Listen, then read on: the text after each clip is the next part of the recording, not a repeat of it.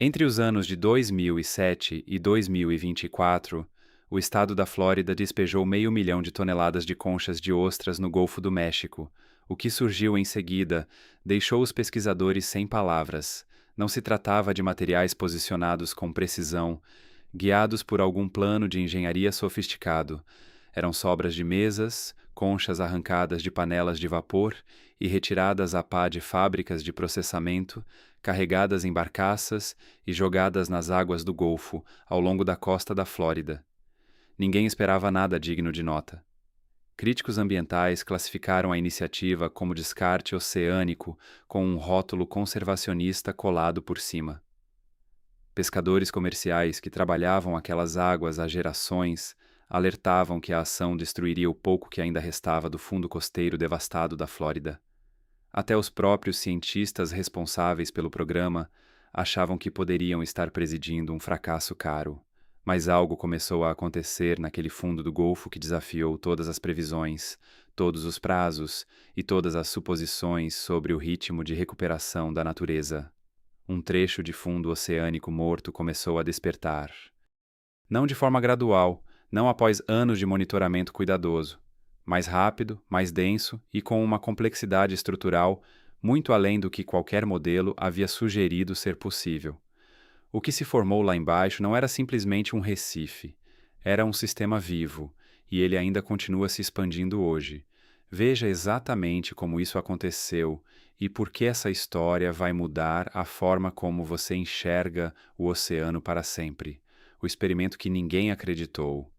Entre 2007 e 2024, a Comissão de Conservação de Peixes e Vida Selvagem da Flórida conduziu um dos experimentos costeiros mais contestados da história do estado.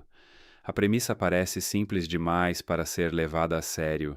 Coletar conchas de ostras descartadas por restaurantes e instalações de processamento de frutos do mar espalhados pela Flórida, transportá-las até a costa em caminhões, carregá-las em barcaças e despejá-las no Golfo do México, perto de Cedar Key, mais de 500 mil toneladas delas.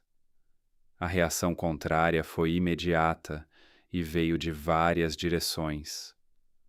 Organizações ambientais chamaram a iniciativa de operação de descarte, disfarçada de conservação. Argumentavam que aquelas conchas iriam sufocar as comunidades biológicas frágeis que ainda resistiam no fundo arenoso e mole abaixo. Pescadores costeiros que haviam passado a vida inteira lendo aquelas águas, famílias que conheciam cada corrente e cada padrão sazonal, temiam perturbações no sedimento, destruição dos habitats dos peixes e danos permanentes às áreas de pesca das quais dependia seu sustento. A oposição não era marginal, era organizada, credível e movida por uma preocupação ecológica genuína de pessoas que conheciam essas águas de forma íntima. Ainda assim, a comissão seguiu em frente. A lógica era direta. Aquelas conchas iriam para aterros sanitários de qualquer jeito. Se havia uma chance real de funcionarem como substrato para um sistema de recife danificado, o experimento valia o custo político. E aqui está a parte que a maioria dos relatos deixa de fora. Ninguém, nem os arquitetos do programa, nem os biólogos marinhos que analisaram a proposta, nem os gestores de pesca que aprovaram o projeto, esperava que as coisas avançassem tão rapidamente. Quando as primeiras equipes de monitoramento retornaram aos locais de deposição 18 meses após as primeiras derrubadas de conchas, estavam se preparando para que os dados confirmassem exatamente o que os céticos vinham dizendo. O que encontraram, porém, deixou o Dr. Krimsky, especialista em habitat de moluscos, da Comissão de Conservação de Peixes e Vida Selvagem da Flórida, sem palavras no meio de uma reunião de equipe. A vida estava colonizando os montes de conchas. Não depois de 2 anos, não depois de 3 anos, que é o prazo mínimo padrão para qualquer resposta biológica detectável em um projeto de recife artificial. Em questão de meses, agrupamentos de organismos marinhos estavam se formando em ritmos que não tinham equivalente em nenhum lugar na literatura científica existente. As conchas não se comportavam como simples detritos passivos no fundo do mar. Elas funcionavam como gatilhos biológicos, iniciando processos que o ambiente ao redor não tinha capacidade de desencadear por conta própria. E ninguém conseguia explicar completamente por que tudo estava acontecendo tão depressa. Para encontrar essa resposta, era preciso olhar para algo tão pequeno que era praticamente invisível a olho nu. O que estava se desenrolando lá embaixo era mais estranho do que qualquer pessoa havia imaginado.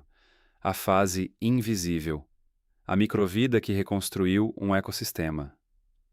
Os primeiros colonizadores não eram peixes, não eram ostras, não eram nada que pudesse ser visto a partir de um navio de pesquisa. Eram bactérias. Poucos dias depois de as conchas se depositarem no fundo do mar, comunidades bacterianas microscópicas começaram a se mover pelas superfícies de carbonato de cálcio, formando finos biofilmes, carpetes vivos e estruturados que transformam uma concha inerte em um microhabitat funcional. Não eram agrupamentos aleatórios de micro-organismos. Eram uma infraestrutura biológica organizada, lançando uma fundação sobre a qual tudo o mais iria se construir. E as próprias conchas estavam fazendo algo que ninguém havia antecipado completamente. As conchas de ostra são compostas principalmente de aragonita, uma forma cristalina de carbonato de cálcio que se dissolve lentamente quando submersa em água do mar. À medida que essas conchas começaram a liberar íons de cálcio na água ao redor, elas geraram pequenas zonas alcalinas localizadas, ambientes químicos microscópicos inseridos na química mais ampla do Golfo. Essas alterações na química local eram exatamente o que os organismos calcificantes precisam para se fixar e começar a crescer. Cracas, tubulários, ostras jovens, organismos que exigem um aperto de mão químico muito específico antes de se comprometerem com uma superfície. As conchas estavam fabricando esse aperto de mão. Elas não estavam apenas fornecendo estrutura física, estavam criando as condições para a sua própria colonização. Semanas depois, diatomáceas e microalgas migraram para esses biofilmes já estabelecidos, depositando a camada base de uma rudimentar teia alimentar. Crustáceos microscópicos e larvas de moluscos apareceram em seguida, pastando sobre as algas. Esses pastadores atraíram os primeiros peixes juvenis. Cada etapa biológica alimentava diretamente a seguinte, um ciclo autorreforçante que se construía de forma invisível a partir de restos descartados de frutos do mar, no fundo escuro do Golfo. Aqui está o motivo pelo qual isso importa em um nível fundamental. Fundos de areia não conseguem fazer isso.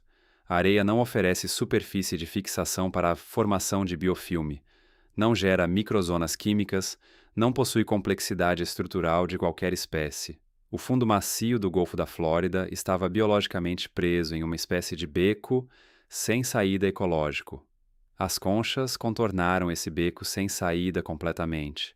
Ao fim dos primeiros 6 meses, as superfícies das conchas estavam cobertas em camadas de biofilme e microalgas.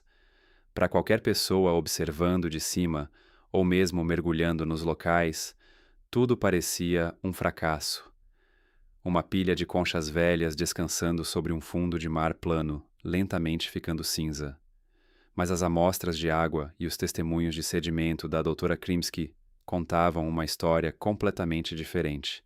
Em menos tempo do que a maioria dos projetos tradicionais de recifes artificiais leva para apresentar qualquer resposta biológica mensurável, os depósitos de conchas já haviam estabelecido um ecossistema microscópico completo e funcional. A fase invisível era o andaime oculto. Sem as bactérias, sem a química da aragonita, sem o biofilme alimentando a primeira onda de pastadores, não há recife. Há apenas cálcio sobre areia. O andaime já estava no lugar. E o que veio a seguir fez os cientistas questionarem tudo o que acreditavam entender sobre como os recifes se formam. O retorno dos construtores de recifes. As ostras precisam de superfícies duras para sobreviver. Essa única limitação biológica estava silenciosamente sufocando o litoral do Golfo da Flórida há décadas, e a maioria das pessoas nunca soube que isso estava acontecendo. As larvas de ostras, chamadas de spot, derivam pela corrente em busca de substrato. Num sistema de recife saudável, esse substrato é a massa acumulada de conchas das gerações anteriores. Séculos de ostras mortas, formando uma plataforma densa e complexa, capaz de filtrar a água, conter a erosão e sustentar cerca de 300 espécies distintas. Mas os sistemas naturais de recifes da Flórida haviam sido destruídos. A pesca excessiva, a poluição, o desenvolvimento costeiro e o escoamento resultante foram desmontando progressivamente uma rede de recifes que já cobriu centenas de quilômetros quadrados do fundo do Golfo. No início dos anos 2000, as larvas derivavam pela água aberta sem quase nenhum lugar para pousar, sem substrato, sem fixação, sem novas ostras. O ciclo reprodutivo havia entrado em colapso. O Golfo não tinha nenhum mecanismo interno para se recuperar sozinho. As conchas despejadas resolveram esse gargalo quase que imediatamente. Cada monte de conchas era uma zona concentrada de pouso, posicionada às vezes por escolha humana, às vezes pela lógica das correntes do Golfo, exatamente onde as larvas em deriva iriam passar. Ainda no primeiro ano, o Dr. Bill Pine, pesquisador marinho da Universidade da Flórida, documentou ostras juvenis se fixando nas conchas depositadas em números que superavam significativamente as projeções do programa. As larvas estavam encontrando superfície, estavam se estabelecendo, estavam começando a crescer. No segundo ano, esses juvenis já eram adultos em fase reprodutiva. Estavam gerando suas próprias larvas. Essa segunda geração se fixou na estrutura de recife existente e a expandiu ainda mais. As mãos humanas criaram as condições iniciais. A natureza assumiu todo o resto por conta própria. Eis o que os dados revelaram. No terceiro ano, os levantamentos de monitoramento registraram uma média de 847 ostras por metro cúbico de conchas depositadas. Áreas de fundo mole próximas, sem substrato, sustentavam praticamente zero. Os recifes também não estavam mais limitados à área original de deposição das conchas. As ostras morriam naturalmente, contribuindo com suas próprias conchas para a estrutura e fornecendo substrato para a próxima leva de fixação. Crescimento vertical, expansão horizontal. O recife estava se construindo sozinho. E então veio o momento que mudou completamente o debate público em torno do programa. O capitão de embarcações fretadas, Mike Lenz, havia sido uma das vozes mais ruidosas e persistentes contra o esforço de deposição de conchas desde o início. Ele havia prestado depoimento contra o projeto diante de órgãos estaduais. Havia alertado publicamente que aquilo destruiria os pesqueiros que sua família explorava há 3 gerações. Em 2013, apoiado na amurada do seu barco sobre um dos sítios de Recife consolidados, Lenz observou um cardume denso de pargos vermelhos parados na corrente ao redor de um monte de conchas. Ele disse algo que não havia planejado dizer. Eu estava errado. Em 25 anos nessa água, nunca vi peixe se acumular assim. Essa reviravolta não foi apenas um homem mudando de ideia. Foi o momento em que as descobertas científicas e a experiência vivida de pessoas que pescaram naquelas águas a vida toda finalmente se encontraram, e os peixes eram apenas o começo do que esses recifes estavam prestes a fazer. Quando os peixes chegaram, tudo mudou. Peixes de Recife não esperam anúncios formais. No instante em que uma complexidade estrutural aparece num fundo oceânico sem forma, eles a localizam. Isso aconteceu dentro de 2 anos após os recifes de Cedar Key se estabelecerem. Os levantamentos de peixes estavam retornando números que fizeram a equipe do Dr. Pine revisar toda a metodologia do zero. A biomassa ao redor dos sítios de Recife havia aumentado em mais de 340%. Em comparação com áreas de controle de tamanho semelhante, a diversidade de espécies havia crescido 240%.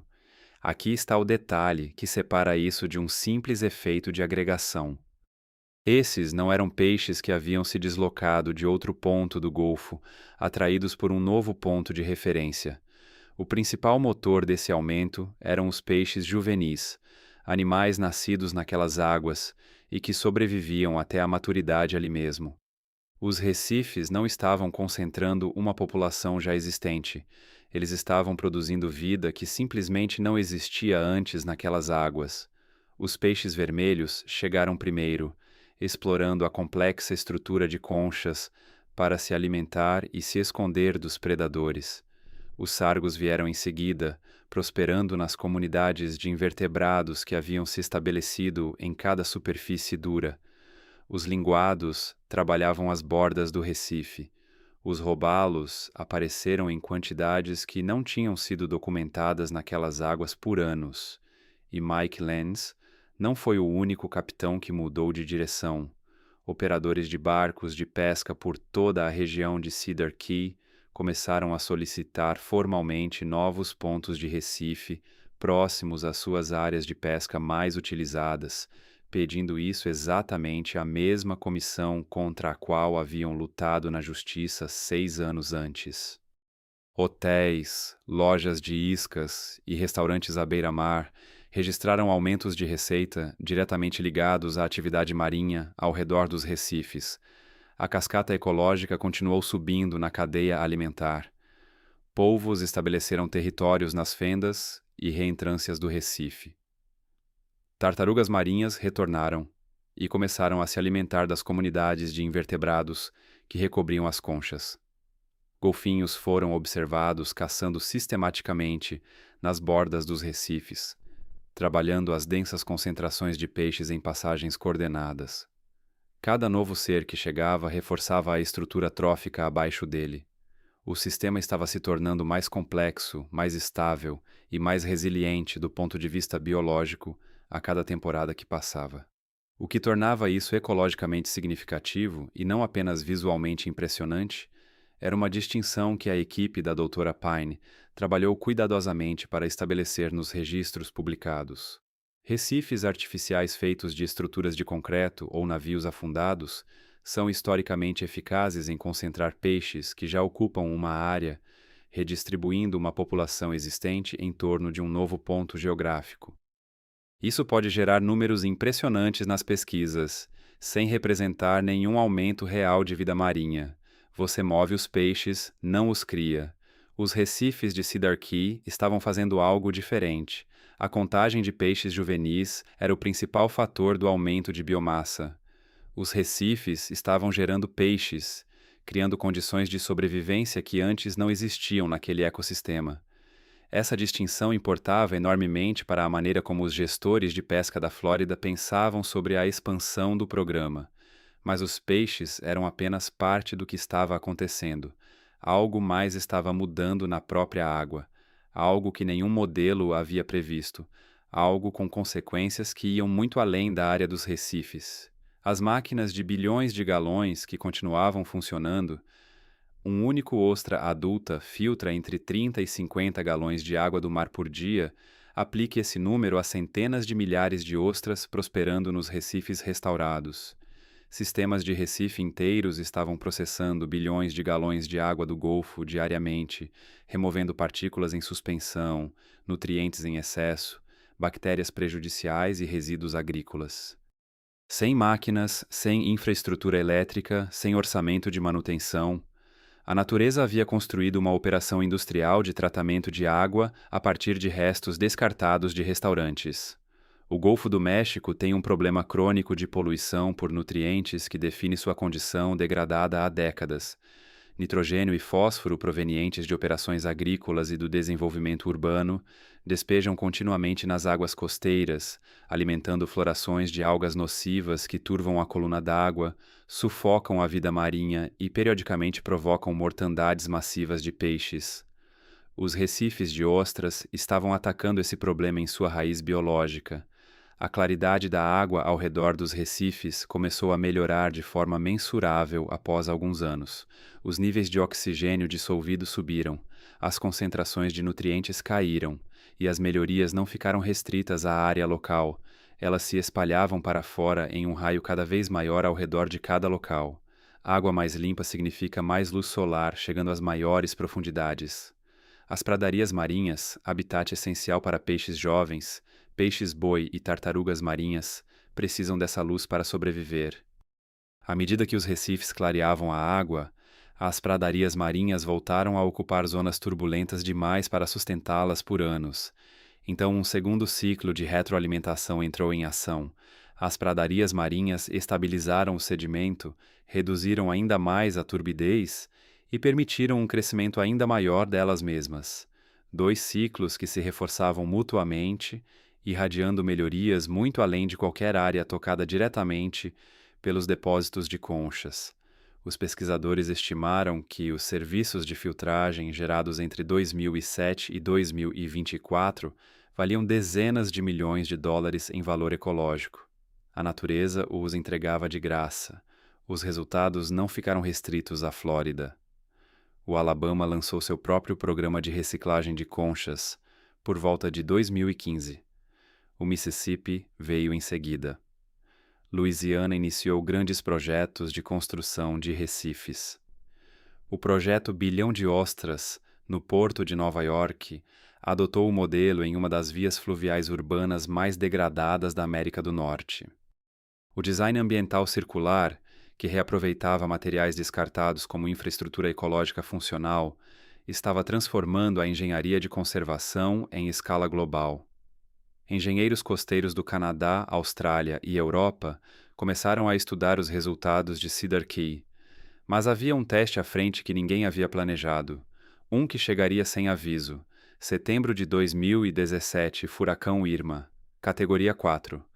Ventos ultrapassando 240 km por hora. Maré de tempestade catastrófica. Ondas com força suficiente para arrancar praias e remodelar costas em questão de horas. Quando os avaliadores de danos percorreram a área após a passagem do Irma, encontraram algo que interrompeu todas as conversas. As costas protegidas pelos recifes restaurados sofreram erosão dramaticamente menor, reduzida entre 30% e 40% em comparação com praias de areia adjacentes. A estrutura densa, irregular e tridimensional dos recifes absorvia e dissipava a energia das ondas antes que elas atingissem a costa com força total. Apenas atrito, momento quebrado, terra protegida. Os engenheiros estimaram que os recifes impediram aproximadamente 3 milhões de dólares em danos a propriedades costeiras apenas durante o Irma. O custo total do programa de 15 anos chegou a cerca de 5 milhões de dólares. Os recifes haviam quase se pagado em uma única tempestade. Muros de contenção racham, enrocamentos se deslocam, o aço corrói, o concreto eventualmente falha. Os recifes de ostras se autorreparam. Os danos de tempestades estimulam novos assentamentos de larvas. Cada geração acrescenta altura e complexidade estrutural. A barreira ficava mais forte após cada tempestade, não mais fraca. O reforço tradicional de costas custa centenas de milhares a milhões de dólares por quilômetro. O programa de Cedar Key alcançou proteção comparável a uma fração desse custo e melhorou a cada ano sem investimento adicional. E a parte mais extraordinária ainda estava se desenrolando. No início dos anos 2020, os recifes haviam crescido substancialmente além de sua área original, por conta própria, sem nenhuma intervenção humana. Os locais mais antigos haviam praticamente dobrado de área total, impulsionados pelo ciclo reprodutivo das ostras. Cada geração se instalava, amadurecia, morria e contribuía com suas conchas para a próxima onda de larvas. Acumulação vertical, expansão horizontal. O Recife engenheirando seu próprio crescimento em um ritmo que nenhum planejador humano havia definido. Os primeiros depósitos eram montes irregulares de carbonato de cálcio solto.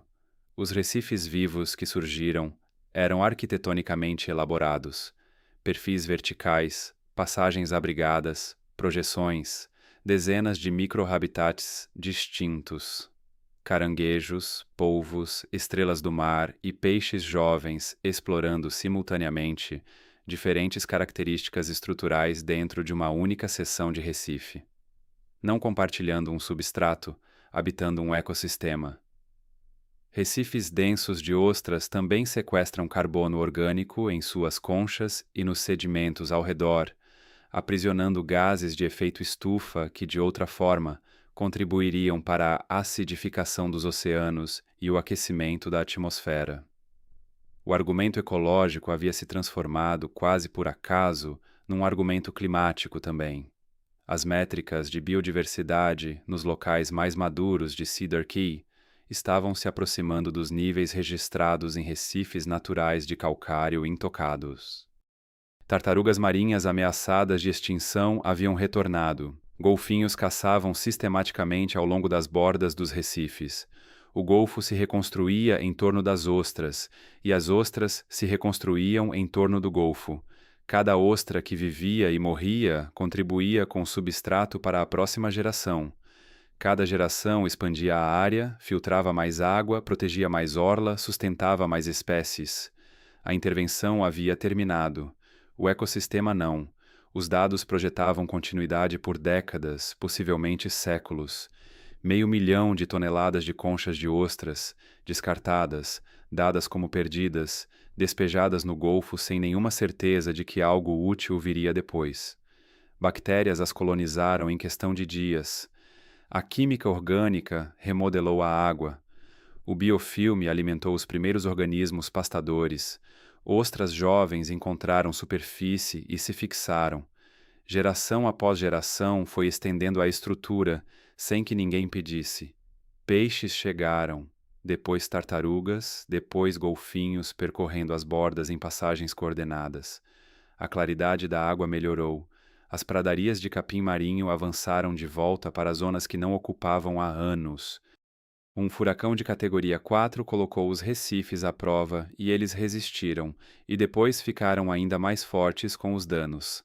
A intervenção terminou. O ecossistema continuou a se construir. Será que todos os litorais degradados do mundo deveriam estar realizando esse experimento? Ou o Golfo está prestes a revelar os limites que ninguém encontrou ainda? Inscreva-se no canal e confira o próximo vídeo na sua tela, porque o caminho que a restauração de ostras está tomando é ainda mais extraordinário do que tudo o que você acabou de ver.